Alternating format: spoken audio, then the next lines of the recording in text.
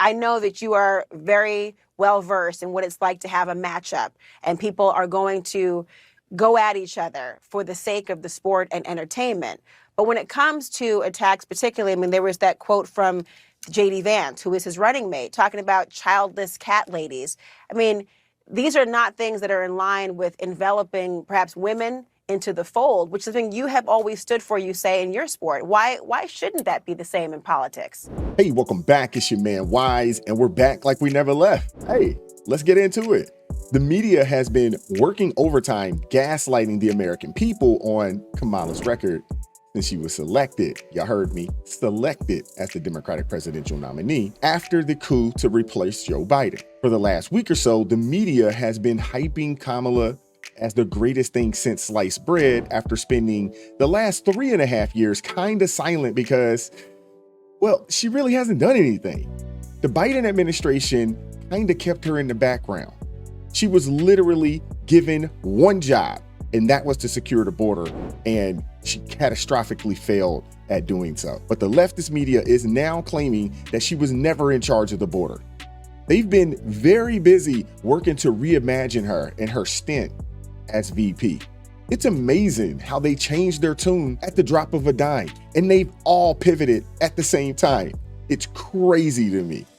We've always known that the leftist media has been biased, but leaked document talking points have exposed just how biased.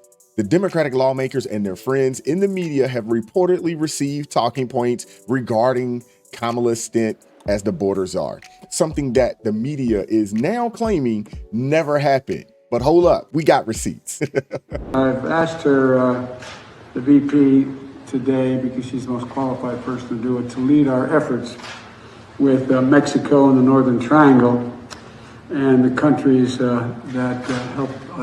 We're going to need help in stemming the movement of so many folks, stemming the migration. Well, there you have it. They're actually trying to tell you not to believe your eyes, your ears, or your memory, but don't let them fool you. She was the border czar, and you can't erase that. Joe Biden and Kamala Harris had the authority to secure the border as commander-in-chief and vice president without a bipartisan bill.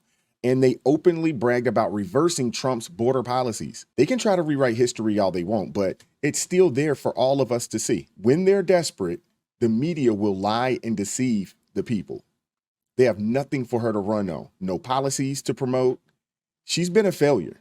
This administration has been a failure. Unfortunately for them, more and more Americans aren't taking the bait that she wasn't put in charge of securing the border. So what do now? They resort to their old reliable tactics, accusing Republicans of being racist and misogynistic when the narrative of Kamala as the border czar didn't work. They shifted the conversation to say Republicans don't like her because of her skin color or because of her gender. You're not allowed to say she's a DEI hire. Take a look at Laura Coates losing it right now. Check this out. I think people expected it to get nasty now that there is a new head of that Democratic ticket. It's the Vice President, Kamala Harris. You know, you've joked before that politics is way nastier than sports or the UFC. But what we're seeing, I mean, there's a labeling of the Vice President as a DEI hire. You yourself have prided yourself on giving both men and women opportunities at your organization. What do you think of this message that attacks the race and gender of an opponent?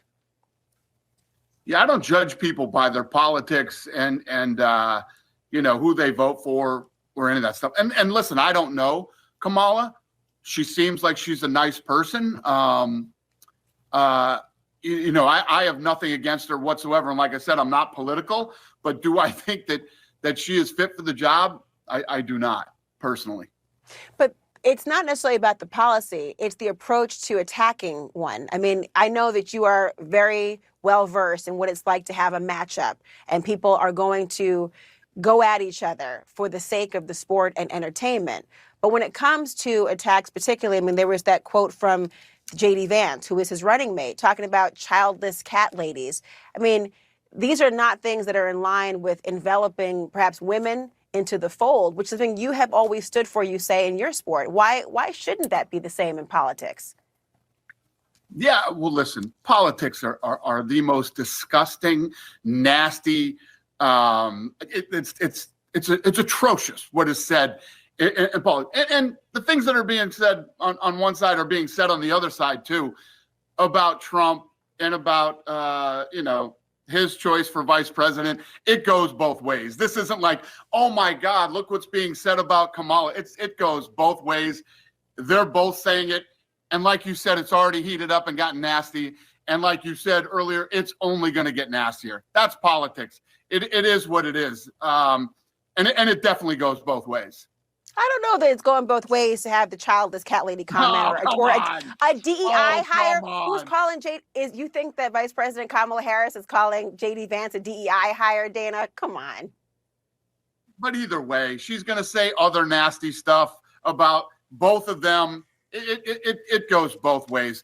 And as voters, what we need to do is cut through all the BS, and you have to look at who do you think is best fit to run the country for the next 4 years. That is our job as voters. All of this stuff is a bunch of nasty BS. All of it. Who's best fit to run the country? You as a voter, that's what you need to decide. Not, oh my God, he said this, and oh my God, she said that. There's going to be a lot of that over the next several months. And especially the media. Cut through all the BS that the media on both sides. You guys are really bad. Fox is bad. Everybody's bad. Cut through the BS and vote for who you think is the most fit to run the country. That's our job as voters. Well, look, I don't wear pearls. I don't pretend to clutch them and pretend that I'm shocked by every nasty insult that is waged against another person. But I think your point, though, about the American people wanting to know who's best for the country, this is the issue. When people are focusing not on policy positions, but personal attacks that have nothing to do with what voters want to hear about, that detracts from the experience of voters making a decision. And that's the problem. And I'm going to just know when you say you guys are terrible, you clearly don't mean Laura. Oh, wow. Laura Coates was fuming at the end, but Dana White's completely right here. It's our job as voters to decide who's best and who's most fit to run this country. Simple as that. We have two records to compare. Y'all know me. It's a no-brainer. The choice is easy. If you set aside, color, gender, and we just look at policy, we look at performance. If we do that and we put aside the fact that she really is a DEI hire, if we just focus on what really matters, because none of that stuff actually matters, in my opinion, all we need to do is just focus on this administration's track record. And that's what really matters, because her track record is abysmal. Can anyone point to a single achievement, a single valid reason other than incumbency, which would justify Kamala Harris even being in the running for the presidential nomination? What exactly has she done besides being born a mixed race woman to demonstrate that she could even carry out the role? She supported a fund that let violent criminals who burned Minneapolis to the ground out of jail. She lied about the Jussie Smollett hoax. Actually, no, she actually had more to say about that, about the fake hate crime, than she did about the unaliving of Lincoln Riley by an illegal immigrant. She's been a complete disaster on the border crisis. Has she even done anything to address it up to this point?